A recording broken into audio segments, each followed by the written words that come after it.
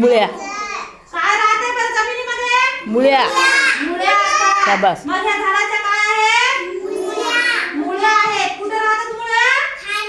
जमिनीच्या खाली. आता मला सांगा जमिनीच्या वर हे काय बरं? झाडाचं काय आहे? हा शाबास शाबास. काय आहे? खोड आहे. आता मला सांगा हे झाडाचं काय? काय ते? पानं आहे.